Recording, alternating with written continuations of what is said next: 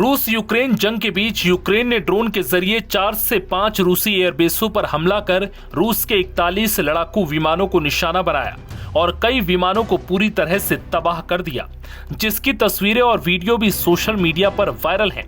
जिसके बाद पूरे रूस में हड़कंप मच गया।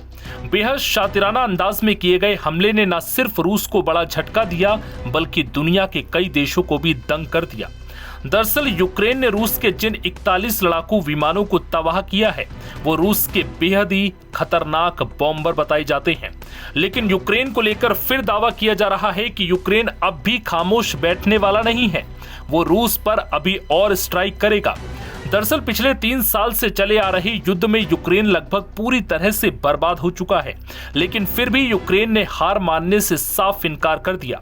यही वजह है कि भारी भरकम चोट के बाद भी यूक्रेन के राष्ट्रपति जेलेंस्की सीना तान कर रूस के सामने खड़े हैं और रूस को ललकारते हुए ये साफ कर दिया है कि अभी वो झुकने वाले नहीं हैं और रूस के खिलाफ उनकी स्ट्राइक आगे भी जारी रहेगी।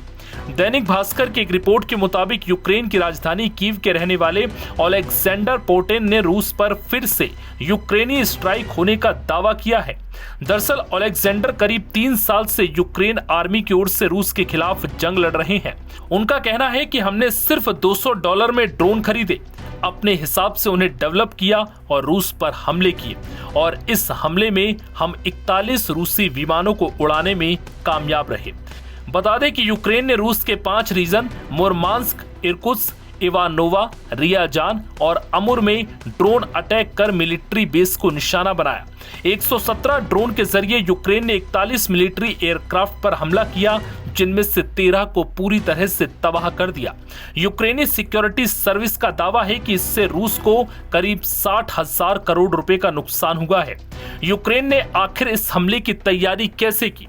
दैनिक भास्कर की रिपोर्ट के मुताबिक इसको लेकर यूक्रेनी सोल्जर ने बताया कि हम इंटरनेशनल मार्केट से सिर्फ $200 या करीब 20,000 रुपए में एक ड्रोन खरीदते हैं, फिर जरूरत के हिसाब से उसे डेवलप करते हैं और युद्ध में इस्तेमाल करते हैं।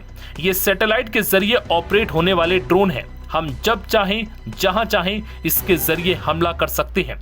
यूक्रेन ने महज 50 लाख रुपए के ड्रोन से रूस के करीब 60,000 करोड़ के स्ट्रेटेजिक एयरक्राफ्ट खाक करने का दावा किया है। बता दें कि यूक्रेन 1.5 साल से इस हमले की तैयारी कर रहा था। पहले यूक्रेन ने अपने ड्रोन रूसी सीमा में दाखिल कराए, इसके बाद करीब 117 ड्रोन अलग अलग ट्रक में रखकर एयरबेस के करीब पहुंचाए और फिर हमले किए। रूस और यूक्रेन के डेलीगेशन के बीच 3 जून को तुर्की में शांति वार्ता हुई।